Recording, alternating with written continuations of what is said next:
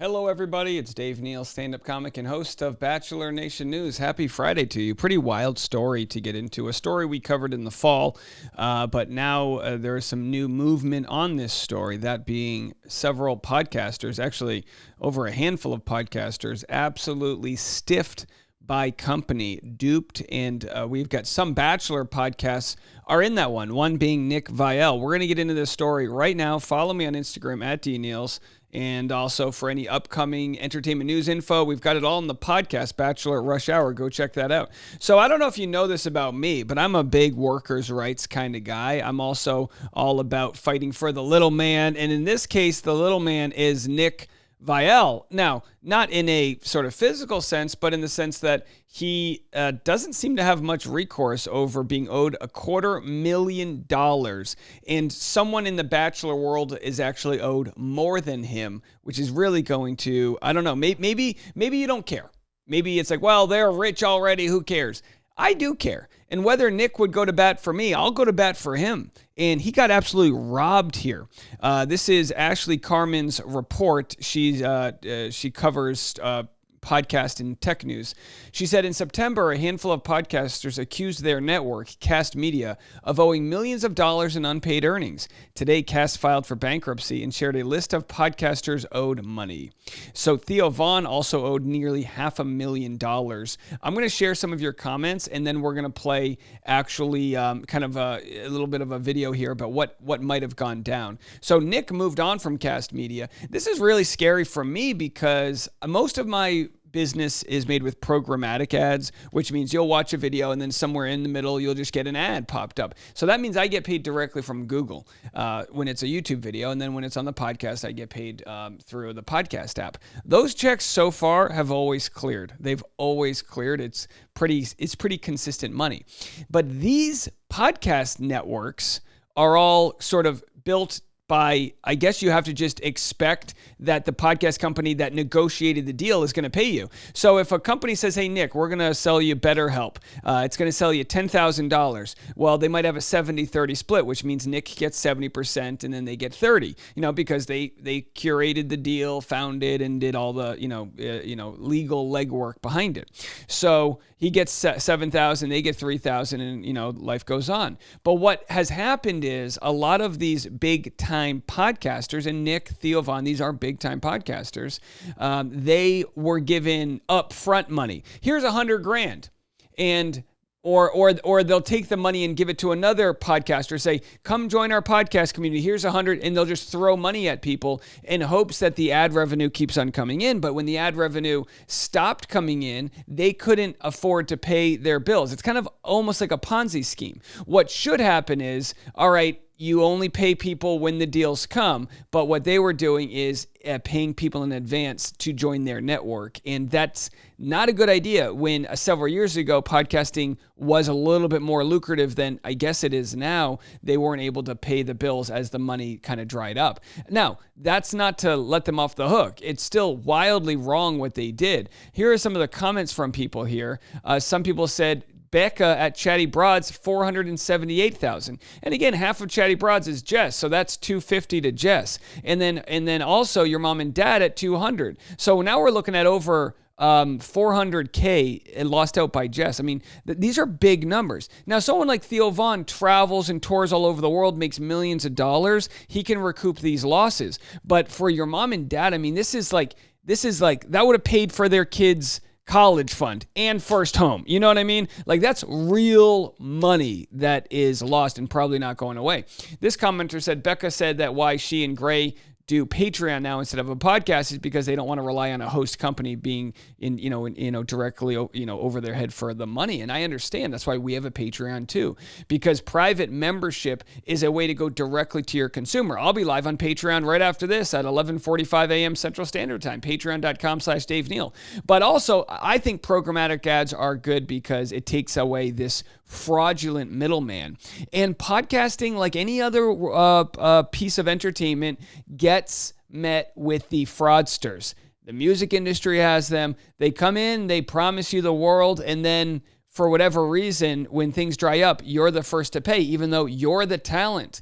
Jess is the talent. Without her, there is no advertisement to sell. So it's really sad. And also to know that the founder of this company was threatening to sue everybody who spoke up. That's why you haven't heard from Nick. We know Nick doesn't respond well to lawsuit threats. You haven't heard from your mom and dad pod, because why would they want to not only lose this money, but lose so much more? So the deal that was offered them was move to the new company we're going to. We'll pay you in equity, that being unless the company, doesn't take off. So again, one new Ponzi scheme, kind of dig myself out of shit. And again, it's slimy. And Theo Von was one of the first big time podcasters to call it out. Wouldn't have been nice if Nick called it out. I'm not blaming him. He's the victim here. But here's where you see that the man, in this case, the company cast, and in my case, Jane Doe, the man wins when you're silenced.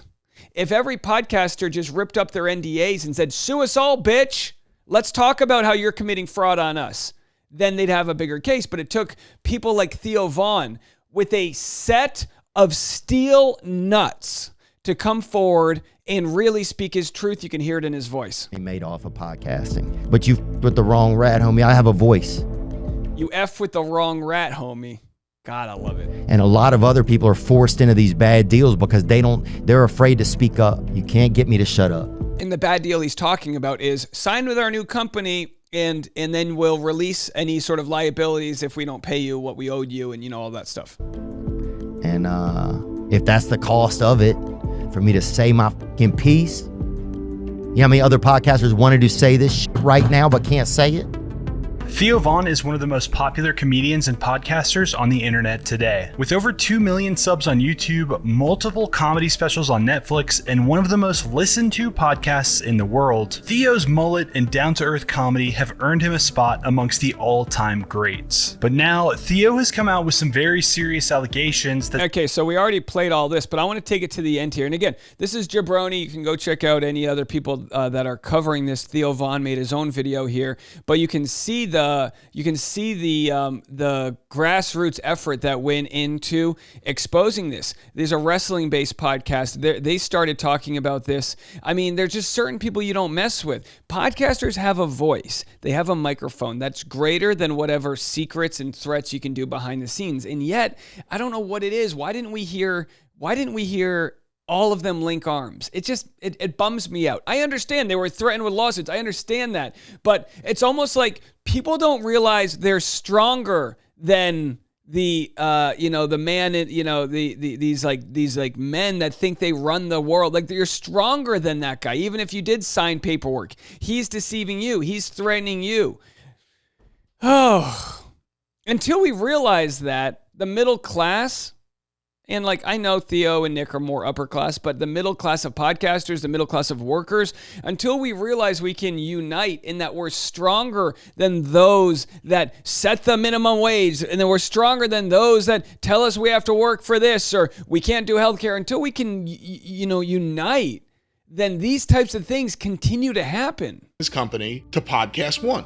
And this would be a good thing because he would have the funds from the sale to repay us the money we're owed. All right, so now they're explaining how Cast Media tried to go over to Podcast One and bring everybody with them, the people that they owed the money to. Money that he has already collected, because as we've mentioned, it was not that the sponsors did not want to pay for the advertising. It's that he misdirected our money someplace else in a losing venture. So that's exactly what the Ponzi element of it is that the money was collected. They just didn't pay the podcasters. They used that to invest in something else. So the guy who's gone broke and gone bankrupt, he still has his mansion in another country. He's fine personally, even though his reputation is gone and all these other things. Jim says that he turned this offer down and would not be joining Podcast One. As the sale of Cast Media to Podcast One grew closer, the Cast Media team sent Jim an NDA to sign so he would not be able to discuss any of this publicly. In response, Jim just didn't sign it and didn't reply to the email. That's an absolute boss move. Since they never signed the non-disclosure agreement, Jim and Brian then began reading the emails that Cast had sent them on their podcast. In one of them, Cast promises to pay 1/3 of the money they owe Jim in All right, so 1/3 of the money would be paid back in stock. So take Nick and Jess and Chatty Broads. You essentially have about $1 million there that are owed. So they're saying, we'll pay you $333,000 of that in stock over the next 2 years. Kick fucking rocks. Podcast One stock over the next 2 years, and another third of the money they owe Jim in cash over the next 2 years, but only if they signed a new contract with the new company. But Jim, again, assuming that new company doesn't go bankrupt. So again, just like most instances here, all the risk falls on the creator. and Brian had one more card up their sleeve. They weren't under contract with Cast Media in the first place. That's right, Brian says he had a bad feeling about Colin from the get-go and asked him to amend their contract to include a clause that stated that if Colin ever sold Cast Media, that they could be immediately released from the contract. He says that he just kind of felt like Colin was looking to make a bunch of money, sell the thing, and get out. Brian says that anytime he brought this up with Colin, all he got back was radio silence. All right, so there we see how slimy it is. And of course, this news came out this week. Podcast firm that went viral for missing payments files bankruptcy. Podcast producer Cast Media filed Chapter 11 after accusations. Comedian Theo Von is owed $456,000. Okay, so I guess I can't read this. It's behind the paywall. But you got the whole point. You got the whole point that without people like Theo Von, and without people like this other podcast right here, the Jim Cornish, did I get that right? The wrestling podcast. Without them sticking up and being brave and being on the front lines, everybody gets effed.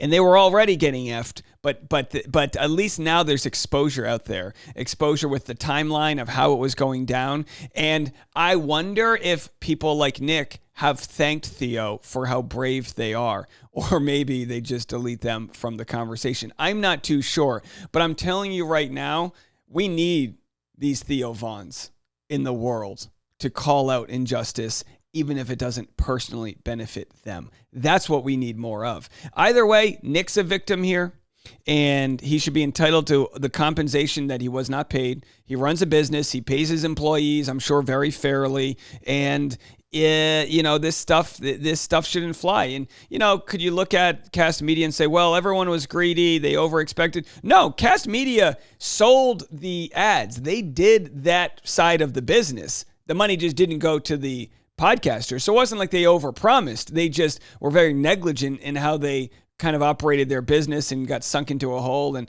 you saw how it all plays out. This is it, folks.